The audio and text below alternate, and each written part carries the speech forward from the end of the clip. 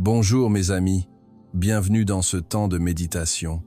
Hier, nos regards étaient fixés sur la croix glorieuse, le trône de l'amour de notre roi. Aujourd'hui, l'Église, avec une sagesse pédagogique profonde, nous invite à ne pas détourner les yeux. Elle nous invite à rester au pied de la croix, mais à déplacer légèrement notre regard, pour voir qui se tient là.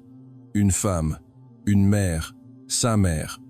Aujourd'hui, nous célébrons la mémoire de Notre-Dame des douleurs. Si la croix est le mystère de Dieu qui souffre par amour pour nous, Notre-Dame des douleurs est le mystère de la créature humaine qui participe à cette souffrance, par amour pour Dieu. Marie est le miroir dans lequel se reflète la croix. Elle est la première et la plus parfaite des disciples, celle qui a suivi le Maître jusqu'au bout, non seulement sur les chemins de Galilée, mais aussi sur le chemin escarpé du Calvaire. La souffrance. Voilà un mot qui fait peur. Un mot que notre culture cherche à éliminer, à anesthésier, à cacher. Quand la souffrance entre dans nos vies, par la maladie, le deuil, la trahison, l'échec, notre premier réflexe est souvent la panique. Nous la vivons comme une anomalie, une injustice, une absurdité. Nous ne savons pas quoi en faire. Nous ne savons pas comment souffrir. La souffrance nous isole, nous rend amés, nous fait douter de tout, et parfois même de Dieu. Et c'est précisément pour cela que l'Église nous donne aujourd'hui de contempler Marie. Marie n'est pas une déesse stoïque, insensible à la douleur. Elle est une femme, une mère, dont le cœur a été transpercé, comme l'avait prophétisé le vieillard Siméon. Mais sa manière de vivre la douleur est une révélation. Sa souffrance n'est pas stérile. Elle n'est pas destructrice. Elle est une souffrance habitée, offerte et finalement incroyablement féconde. Aujourd'hui, Marie ne nous demande pas d'admirer sa douleur. Elle nous invite à nous mettre à son école. Elle veut nous enseigner l'art difficile et sublime de porter nos propres croix. Elle veut nous révéler ses secrets, les secrets d'un cœur qui, même dans la nuit la plus obscure, n'a jamais cessé de croire, d'espérer et d'aimer. Au cours de cette longue méditation, je vous propose de nous tenir à ses côtés, au pied de la croix, et d'apprendre d'elle 4 secrets. Le secret de la présence, le secret du silence, le secret de la compassion et le secret de la fécondité. Première partie, le secret de la présence, l'art de se tenir debout. L'Évangile de Jean nous décrit la scène avec une simplicité poignante. Près de la croix de Jésus se tenait sa mère, Staba Maté. La mère se tenait debout. Le mot est d'une importance capitale. Elle n'est pas effondrée, elle n'est pas hystérique, elle n'a pas fui. Elle est là, debout. Cette posture verticale est le premier grand enseignement de Marie. Face à la souffrance la plus atroce qui soit, voir son propre fils, innocent, torturé et mis à mort, elle ne s'écroule pas. D'où lui vient cette force? Ce n'est pas de l'insensibilité, ce n'est pas du stoïcisme, c'est la force de la foi. Elle se tient debout parce que son cœur est ancré en Dieu. Elle ne comprend sans doute pas tout ce qui se passe. Le oui de l'Annonciation est en train de lui coûter un prix inimaginable. Mais elle continue de faire confiance. Elle se souvient de la parole de l'ange. Elle se souvient des promesses. Sa présence au pied de la croix est un acte de foi à l'état pur. Cette présence est aussi un acte d'amour total. Dans les moments de grande souffrance, nous nous sentons souvent inutiles face à ceux que nous aimons. Que faire? Que dire? Marie nous montre que la plus grande charité, parfois, n'est pas de faire quelque chose, mais simplement d'être là. Sa présence silencieuse est un baume pour le cœur de Jésus. Dans son abandon total, il sait qu'au moins, un cœur bat à l'unisson du sien. Cette leçon est tellement concrète pour nos vies. Je pense à un père de famille, appelons-le Jean, dont la fille adolescente traversait une dépression profonde.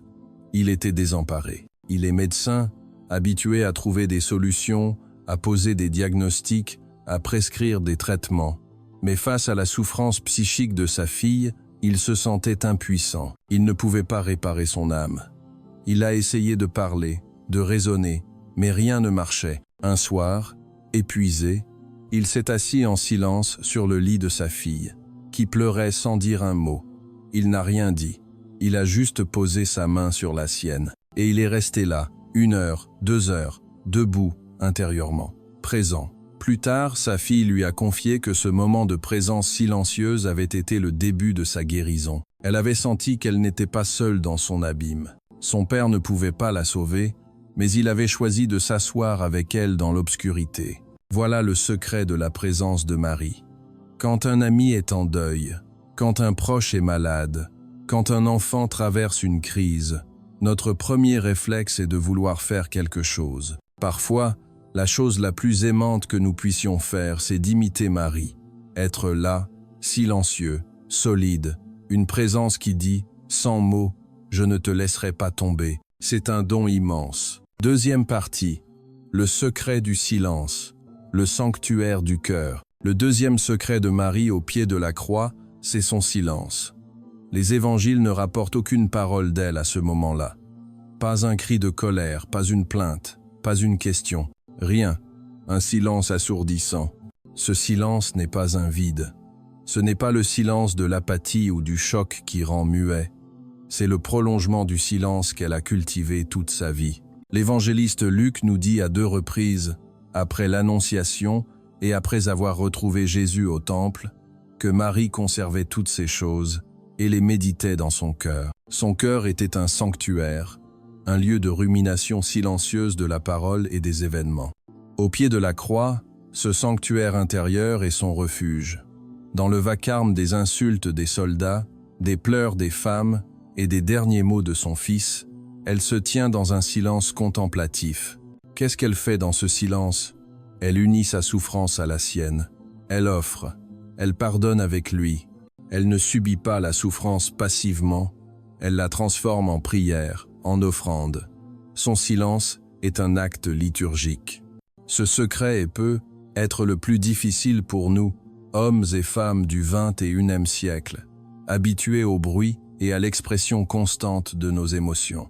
Face à la souffrance, notre réflexe est souvent de nous plaindre. Nous protestons, nous questionnons, nous accusons. Pourquoi moi? C'est injuste. Ces réactions sont humaines. Mais si elles occupent toute la place, elles nous enferment dans le venin de l'amertume, comme les Hébreux dans le désert. Marie nous invite à une autre voie, la voie du silence qui n'est pas résignation, mais abandon confiant. Quand vous êtes confronté à une situation injuste au travail, au lieu de vous laisser dévorer par des conversations intérieures de colère et de vengeance, essayez de trouver un moment pour vous asseoir en silence devant le Christ. Présentez-lui la situation, sans chercher à tout expliquer. Laissez son silence pacifier le vôtre. Quand vous êtes blessé par les paroles d'un proche, avant de réagir impulsivement, prenez un temps de silence. Respirez, entrez dans le sanctuaire de votre cœur et demandez à l'Esprit Saint de vous inspirer une réponse de paix et non de guerre. Le silence de Marie nous apprend que ce n'est pas dans le bruit de nos protestations, mais dans le calme de l'écoute intérieure que nous pouvons trouver la force de traverser l'épreuve et d'y trouver un sens. Troisième partie, le secret de la compassion, un cœur transpercé qui s'élargit. La tradition chrétienne a résumé les douleurs de Marie en 7 douleurs. Mais la douleur fondamentale est celle annoncée par Siméon. « Et toi-même, un glaive te transpercera l'âme. » Au pied de la croix, cette prophétie s'accomplit de manière littérale. Le cœur de la mère est transpercé par chaque clou qui enfonce la chair de son fils. Le mot compassion vient du latin cumpatir, qui signifie souffrir avec. La compassion de Marie est parfaite. Sa souffrance n'est pas centrée sur elle-même. Elle n'est pas en train de penser « Quelle malchance pour moi d'avoir un fils qui finit comme ça ». Non, toute sa souffrance est une participation à la souffrance de l'autre, de son fils. Son cœur est si uni au sien qu'elle ressent sa douleur comme la sienne. C'est un renversement total de notre expérience habituelle. Notre propre souffrance a tendance à nous rendre égoïstes. Quand nous avons mal, notre monde se rétrécit aux dimensions de notre douleur. Nous devenons le centre de notre propre univers. Marie nous montre le chemin d'une souffrance qui, au lieu de nous refermer, nous ouvre. Je suis toujours bouleversé par ces parents qui, après avoir perdu un enfant dans un accident ou à cause d'une maladie, trouve la force de créer une association pour aider d'autres familles vivant le même drame. C'est le mystère de la compassion mariale à l'œuvre. Leur cœur a été transpercé par la pire des douleurs. Et cette blessure, au lieu de devenir un tombeau, devient une source de compréhension, de tendresse, d'aide pour les autres. Ils ont appris un langage que seuls ceux qui ont souffert peuvent parler. Leur blessure est devenue leur talent le plus précieux, un lieu de fécondité inattendu. C'est ce que Marie nous enseigne. Notre souffrance, si nous la vivons dans la compassion, si nous permettons qu'elle nous rende plus sensibles à la souffrance des autres, peut devenir un chemin de sainteté. La question à nous poser dans l'épreuve n'est peut-être pas seulement « comment puis-je m'en sortir ?», mais aussi « comment cette épreuve peut-elle m'aider à mieux comprendre et à mieux aimer les autres qui souffrent ?» C'est ainsi qu'un cœur transpercé peut, par la grâce de Dieu, devenir un cœur plus grand. Quatrième partie, le secret de la fécondité, la naissance de l'Église. Nous arrivons au cœur du mystère. Au moment le plus sombre, le plus stérile qui soit, la mort de Dieu fait homme, quelque chose d'inattendu se produit. Jésus, dans un de ses derniers souffles, parle. Il regarde sa mère et il regarde le disciple bien-aimé, Jean, qui nous représente tous. Et il dit, « Femme, voici ton fils. » Puis il dit aux disciples, « Voici ta mère. » C'est un testament. Au moment où tout semble fini, Jésus crée une nouvelle vie, une nouvelle famille. Il transforme la douleur la plus privée d'une mère en une maternité universelle. Le glaive qui a transpercé le cœur de Marie a, en un sens, élargi son cœur aux dimensions du monde entier. Sa souffrance n'a pas été le point final. Elle a été un enfantement. Au pied de la croix, Marie devient la mère de l'Église, la mère de tous les croyants. Voilà le secret ultime de Notre-Dame des douleurs. Aucune souffrance vécue avec le Christ n'est stérile. Jamais. C'est une promesse. Même les situations qui nous semblent des impasses totales, des échecs définitifs, peuvent, si nous les offrons, devenir des lieux de naissance. C'est le mystère de la communion des saints. Nos petites souffrances cachées, nos deuils, nos angoisses, nos maladies, si nous les unissons au sacrifice de Jésus et à la compassion de Marie, acquièrent une valeur rédemptrice. Elles ne sont pas perdues. Elles peuvent devenir une source de grâce pour quelqu'un que nous ne connaissons même pas, à l'autre bout du monde. C'est le grand secret de la fécondité de la croix. Conclusion et prière. Mes amis, nous avons cheminé avec Marie au pied de la croix. Nous avons appris d'elle le secret de la présence qui réconforte, du silence qui prie, de la compassion qui unit et de la fécondité qui espère. Marie, Notre-Dame des douleurs, n'est pas une figure triste et accablée que nous devons plaindre. Elle est une femme forte, une reine debout, une mère qui nous enseigne à transformer nos propres vallées de larmes en sources de vie. Aujourd'hui, confions-lui nos propres douleurs et celles du monde entier. Ne craignons plus la souffrance, mais demandons-lui la grâce de la vivre comme elle, debout, en silence, avec compassion et avec la certitude que, par la croix de son Fils, aucune nuit n'a le dernier mot. Prions, ô Marie, mère des douleurs, toi qui te tenais debout au pied de la croix, nous nous tournons vers toi avec confiance. Tu connais le poids de nos croix, la fatigue de nos cœurs, l'obscurité de nos nuits. Nous te prions, apprends-nous à nous tenir debout dans l'épreuve, forts de la foi. Apprends-nous le silence qui écoute et qui offre, qui guérit de l'amertume et de la plainte. Transperce nos cœurs de compassion, pour que notre souffrance nous ouvre aux autres, au lieu de nous enfermer sur nous-mêmes.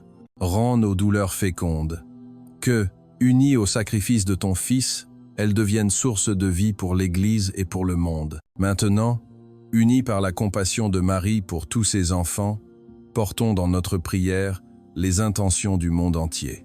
Pour notre Saint-Père le Pape Léon XIV, et pour toute l'Église. Qu'elle soit, à l'image de Marie, une mère au cœur transpercé, capable de se tenir avec amour et espérance auprès de tous ceux qui souffrent. Seigneur, nous te prions, pour le monde déchiré par la guerre, la violence et l'injustice, que le témoignage silencieux du Christ en croix et de sa mère inspire aux dirigeants des chemins de paix et de réconciliation. Seigneur, nous te prions, Pour tous ceux qui sont dans la douleur aujourd'hui, les malades, les mourants, ceux qui pleurent un être cher, ceux qui sont écrasés par l'angoisse ou le désespoir, qu'ils sentent sur eux ton regard, Mère des douleurs, et qu'ils trouvent en toi le réconfort et la force. Seigneur, nous te prions, pour nous-mêmes, que nous ne fuyions plus nos croix, mais que nous apprenions à les porter avec toi, Marie, en sachant qu'elles sont un chemin vers la vie. Seigneur, nous te prions, rassemblés comme une seule famille au pied de la croix, nous disons avec confiance la prière que Jésus nous a enseignée, et nous nous confions à notre Mère. Notre Père, qui es aux cieux, que ton nom soit sanctifié, que ton règne vienne, que ta volonté soit faite sur la terre comme au ciel. Donne-nous aujourd'hui notre pain de ce jour. Pardonne nos offensés, comme nous pardonnons aussi à ceux qui nous ont offensés. Et ne nous laisse pas entrer en tentation, mais délivre-nous du mal. Amen. Je vous salue, Marie, pleine de grâce, le Seigneur est avec vous. Vous êtes bénie entre toutes les femmes, et Jésus, le fruit de vos entrailles, est béni. Sainte Marie, Mère de Dieu, priez pour nous, pauvres pécheurs, maintenant et à l'heure de notre mort. Amen. Notre-Dame des douleurs, priez pour nous.